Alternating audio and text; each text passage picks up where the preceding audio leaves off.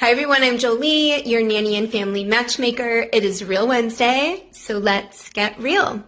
Being a nanny is a real job. So as any real job, it comes with standards, it comes with best practices, it comes with a level of responsibility and compensation for that responsibility. So what I mean by all of that is there is a range of pay that is appropriate to pay a nanny, especially here in Los Angeles. We do have a range.